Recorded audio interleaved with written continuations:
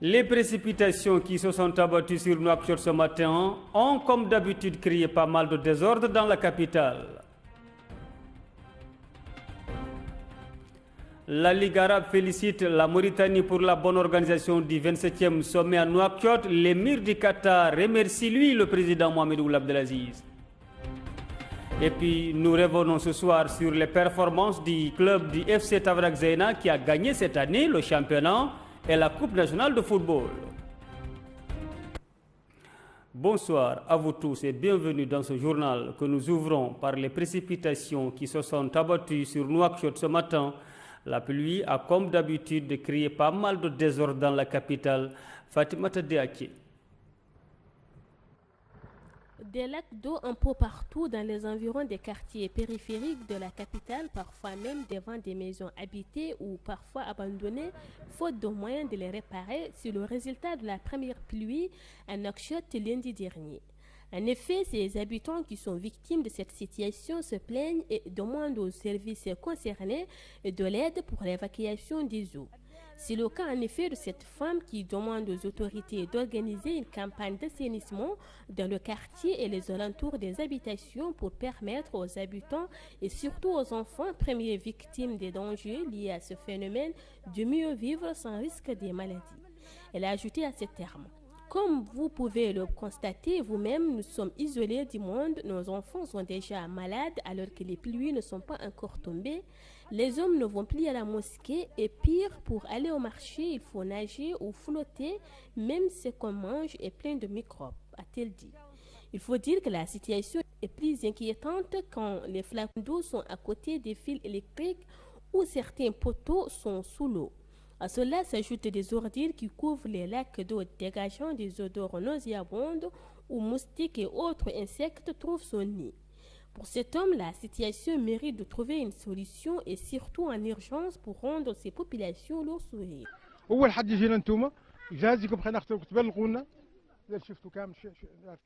Vous êtes la première chaîne de télévision qui passe dans notre quartier pour voir comment vont les populations après ces précipitations ces derniers jours. Vous voyez ici, c'est une mosquée. Il faut le minimum pour permettre aux gens de faire leurs prières et quand même le respect de la religion. Notre quartier a toujours été ainsi. L'État est passé plusieurs fois pour nous permettre des choses qu'il ne fait pas. Nous sommes entourés de flaques d'eau et des ordures et c'est impossible. Nos enfants sont exposés aux maladies hivernales. Rappelons que certains quartiers de la capitale avaient bénéficié de l'aide des autorités qui avaient mis aux dispositions de ses habitants des tuyaux d'évacuation d'eau et autres matériaux pour leurs besoins. Vous allez rester avec nous, Fatimata Diaké, pour nous parler de ce que les Arabes se sont entendus à Nouakchott lors du 27e sommet de la Ligue arabe. Selon le secrétaire général de la Ligue arabe, Ahmed Aboul Gheit, la question de la force arabe décidée pour combattre le terrorisme demeurait à l'ordre du jour. Selon lui, une note secrète a été faite à ce sujet aux ministres concernés pour trouver un accord définitif. Nous, dirigeants des pays arabes réunis dans le cadre du 27e sommet du Conseil de la Ligue des États arabes le 25 juillet 2016 à Nouakchott, réaffirmons notre attachement aux principes et objectifs tels que contenus dans la charte de notre Ligue arabe, dans les conventions et les protocoles annexes, affirmant notre détermination à les matérialiser de manière à renforcer les relations internes sur la base de la solidarité inter-arabe et des intérêts supérieurs de la nation, conscient de notre responsabilité historique envers nos États arabes et soucieux de répondre aux aspirations du peuple arabe de préserver les libertés fondamentales et d'enraciner les valeurs de démocratie, de justice et d'égalité en vue de bâtir des sociétés en mesure de survivre aux défis internationaux contemporains s'inspirant des résolutions du sommet arabe tenu à Sharm el-Cheikh en République arabe d'Égypte les 28 et 29 mars 2015, résolutions ayant souligné l'intérêt d'examiner les défis liés à la sécurité nationale arabe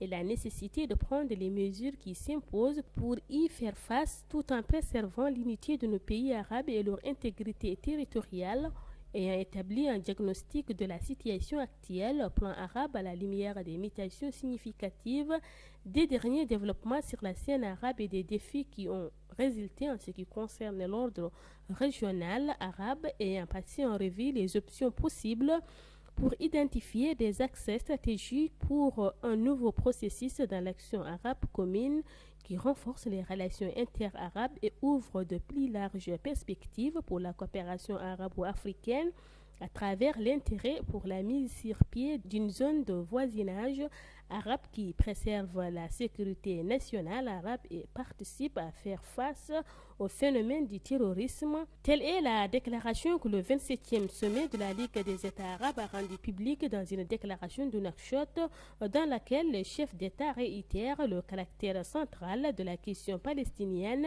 dans l'action arabe commune et leur volonté d'aller de l'avant dans le soutien à la résistance du peuple palestinien contre l'agression systématique d'Israël.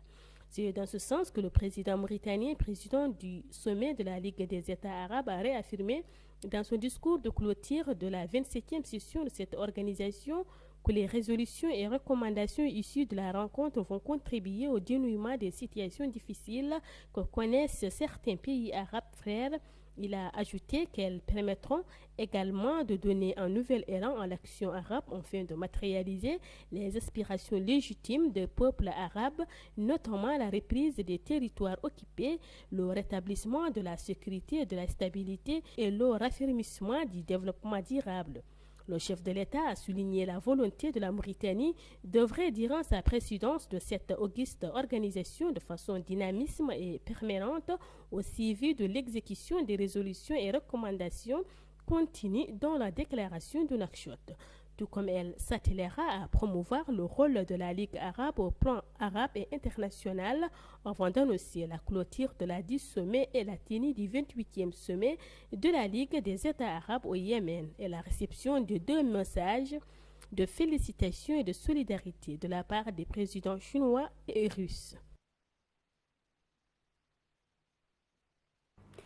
Et puis, selon le secrétaire général adjoint de la Ligue arabe, Ahmed Ben Hili, la Mauritanie est à féliciter pour la bonne organisation du 27e sommet de la Ligue à Nouakchott. Selon lui, la Mauritanie occupe une place importante tant au niveau arabe et africain que cela s'est traduit à travers la présidence de Mohamed Ould Abdelaziz du sommet de l'Union africaine. Cela, pour lui, représente un exploit diplomatique pour notre pays. L'organisation du sommet arabe en Mauritanie constitue une valeur ajoutée à inscrire au crédit du registre des brillants succès diplomatiques mauritaniens, selon lui. Et puis, l'émir du Qatar, qui n'a fait que quelques heures à Nouakchott, a félicité lui aussi la Mauritanie et remercie le président de la République, Mohamed Ould Abdelaziz, de l'accueil chaleureux qui lui a été réservé dans la capitale. Et puis, nous revenons ce soir sur les résultats du baccalauréat dans notre pays. Cette année, les résultats du baccalauréat ont été lamentables. Le taux de réussite ne dépasserait pas 5%. Une situation que d'aucuns imputent aux multiples réformes de l'enseignement de ces dernières années dans notre pays, tandis que d'autres parlent du niveau très faible des élèves. À qui la faute? El Ali Abbas. Les résultats de l'édition 2016 du baccalauréat se résument en un seul mot, catastrophique. En mathématiques, 2 filles ont été classées premières avec des moyennes respectives de 16,48 et 16,33 sur 20. Cette année, malgré quelques rumeurs persistantes, les responsables du ministère de l'Éducation nationale prétendent que tout s'est normalement passé. En tout cas, les élèves mauritaniens sont horrifiés par les résultats obtenus cette année aux examens du baccalauréat. Moins de 5% des élèves ont obtenu leur diplôme. En 2015, c'est moins de 10% qui avaient obtenu le bac. Les candidats critiquent donc les correcteurs, les accusant d'un manque d'application et d'objectivité. Les enseignants responsables de la correction des examens et aussi incriminent pour leur part les élèves. Dans tous les cas, le déclin du niveau des élèves dans notre pays est inquiétant. Que ce soit en mathématiques, en lecture ou dans d'autres matières, les élèves mauritaniens maîtrisent moins bien leurs fondamentaux que leurs homologues des pays voisins. Aucune des réformes mises en place jusque-là par le pays n'a réussi à inverser la tendance. En tout cas, si l'éducation nationale ne réussit pas à redresser rapidement la barre, c'est tout le pays qui en subira les conséquences à plus ou moins long terme. Direction Tirija pour découvrir cette belle ville de la capitale du Tagan qui attire beaucoup de vacanciers grâce à sa palmerie. Mohamed Lemine Seydikane. Jonché sur le haut plateau du Tagan, Tijikja fait face au nord, au grand désert du Sahara, dans la plénitude et l'immensité de celui-ci. Tijikja, la capitale régionale du Tagan, restera surtout en don de sa palmeraie, cette palmeraie qui attire des milliers de vacanciers pendant la période de la Guetnan et qui s'étire sur plusieurs dizaines de kilomètres le long de la Batha, au sable fin, connue pour les importantes quantités d'eau qu'elle charrie à l'occasion d'hivernages pluvieux. Tijikja, la perle du Tagan, a un marché central qui connaît un manque d'activité commerciale remarquable. C'est un marché séculaire où rien ne change, épargné par le temps, mais toujours pauvre en activité. Dans ce marché, on trouve les étalages de légumes, de viande, de mil, de blé, de riz, et à l'extérieur, on trouve des habits et des chaussures. Les prix sont à marchander et les vendeurs vous abordent parfois, surtout si c'est un groupe qui vient pour acheter. Des gens qui vendent leurs produits hors des boutiques pour vous conduire vers leur magasin où vous pouvez trouver tout ce que vous voulez à petit prix à condition de marchander. Cet homme propose chaque semaine ses marchandises, il gère ce petit commerce depuis des années et pourtant il habite à moins de 2 kilomètres du marché. Pour cette femme, ce marché n'est pas rentable comme il se doit. Il manque beaucoup de choses pour rendre le commerce plus rentable. Pour elle, il faut des projets significatifs qui vont occuper la jeunesse qui n'a rien à faire à part le commerce. Ce qu'il y a à dire est que la capitale du Tagan connaît une léthargie en cet hiver qui refuse d'apporter le froid habituel. Du football, nous revenons ce soir sur les performances du club du FC Tavrak-Zena qui a gagné cette année le championnat et la Coupe nationale de football. Ismaël Mustafa Tanja. Cette année, le club a remporté le championnat national de football et la Coupe nationale. Créé seulement en 2005 par Moussa Khairi, sous le nom de FC Khairi, le club devient la propriété de Tavrak-Zena en 2009.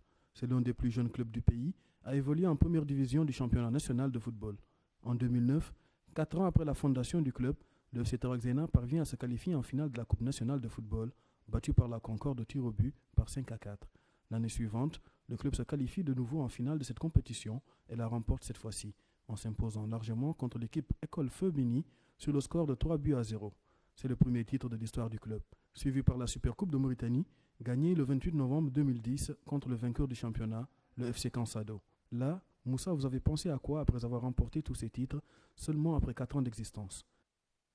Notre premier titre après 4 années d'existence, je vais vous corriger un tout petit peu si vous le permettez. On a remporté notre premier titre, je crois, après 2 ou 3 années d'existence. C'était le titre du champion national de 2e division en 2008. Alors ça, c'était notre premier titre et c'était pour nous stimulant. Et c'est l'une des choses qui, vous savez, quand le football, qui dit football, dit résultat, la finalité, ce sont les résultats. Et si vous avez les résultats escomptés, donc ce qui m'amène à dire que l'appétit vient en mangeant. La victoire en Coupe de Mauritanie a permis au club de se qualifier pour le tour préliminaire de la Coupe de Confédération africaine. Le FC Tavrak-Zena a été le premier club mauritanien à passer le premier tour de la compétition depuis 1993, en s'imposant à Bamako contre l'AS Real Bamako sur le score d'1-0 après le match nul vierge à Nouakchott. Au deuxième tour, le FC Tavrak-Zena a été battu à Tizi Ouzou par la JS Kabylie par 1-0. Au match retour, il s'est incliné 2-1 et est ainsi éliminé. Et Moussa, vous avez dit que vous n'aviez pas de moyens pour aller loin dans cette compétition. Qui dit football dit moyen, n'est-ce pas? Et vous n'êtes pas sans savoir que le football est une affaire de gros sous. Ceci dit, à un moment donné, nous avons certes monté le club, nous avons essayé de monter une institution, mais derrière, comme le nerf de la guerre, c'est l'argent, donc il fallait trouver un partenaire, il fallait carrément, c'est ce qui nous a amené à avoir ce partenariat avec la mairie de Tavraghzena, qui est devenu de fait le propriétaire exclusif du club, et on continue à coopérer pour faire avancer les choses, pour former plus de jeunes Mauritaniens, pour avoir plus de trophées possibles et pour se positionner en leader sur le plan national. L'opticien et président du FC Tavraghzena, Moussa El Khairi, est ambitieux. Il s'est donné des moyens pour bâtir un club fort et créant aussi une académie de football. Ce qu'il veut, c'est apporter sa contribution pour le développement du foot mauritanien. Oui, vous savez, dans le football, nous sommes arrivés à un point, nous sommes arrivés à nous dire que quand même dans le football, c'est bien beau d'essayer de développer, mais il y a aussi une logique économique. Il y a une logique économique qui nous a amenés, à l'instar des voisins, des pays voisins, à travailler le football à la base. Ça veut dire quoi? Le football, c'est un peu comme l'école. Hein. On va dans un centre de formation de football pour apprendre les ABC de football. C'est une science. Il y a les génies. Certes, il y a quelques jeunes qui ont des génies du football comme ça, mais pour être un professionnel, il faut passer par des centres de formation. Et on s'est dit qu'en Mauritanie, on ne doit pas être en reste. On a mis en place ce centre de formation Megafoot qui, dans l'avenir, on l'espère, va nous drainer de l'argent. Et donc, encore une fois, il y a une logique économique. Nous voulons créer de la richesse à travers le football et pourquoi pas former des générations futures pour la Mauritanie. Le FC Tavraghzena est actuellement la meilleure équipe du championnat. Elle se porte financièrement bien. Alors, comment s'effectuent les transferts au niveau du club? Ce n'est pas encore, si vous voulez, ce n'est pas encore la joie par rapport aux joueurs mauritaniens. Comme je vous l'ai dit tantôt, les joueurs mauritaniens sont assez méconnus sur le plan international. Bon, on commence à voir quelques-uns qui évoluent sur le plan extérieur, en Algérie, en France. 2 joueurs de Concorde qui sont en Espagne actuellement. Ça vient petit à petit, mais ce n'est pas encore quelque chose qui peut aider à faire fonctionner le club. Ce n'est pas une rente de situation, si je puis m'exprimer ainsi. Là, en Mauritanie, en tout cas en Afrique de l'Ouest, non, nous sommes loin de là. C'est quelque part le SMIC pour quelques joueurs. Vous avez des joueurs qui avoisinent centaines de mille, 150, quelque chose comme ça, mais nous sommes loin de ces salaires faramineux. Fort heureusement d'ailleurs, parce qu'on se fait plaisir. Et c'est encore vraiment le football pour le plaisir, mais nous n'en sommes pas là pour le moment. Mais ça va venir, j'espère que ça viendra pour le bien des Mauritaniens, pour le bien des joueurs. Beaucoup d'efforts et de sacrifices ont permis à Moussa El Khairi et son club d'arriver au sommet du football mauritanien. Comme on dit, il suffit de se mettre à table pour avoir envie de manger, ou de commencer une chose pour se rendre compte qu'on peut y trouver du plaisir. Merci Ismaël Moustapha Tanja. C'est la fin de ce journal, mais avant de quitter, le rappel des titres. Les précipitations qui se sont abattues sur Nouakchott ce matin ont comme d'habitude créé pas mal de désordre dans la capitale. La Ligue arabe félicite la Mauritanie pour la bonne organisation du 27e sommet à Nouakchott. L'émir du Qatar remercie, lui, le président Mohamed Ould Abdelaziz. Et puis, nous avons parlé des performances du FC Tavraghzena qui a gagné cette année le championnat et la Coupe nationale de football. Merci de votre fidélité. Gardez les yeux bien ouverts sur Sahel TV. Bonsoir à toutes et à tous.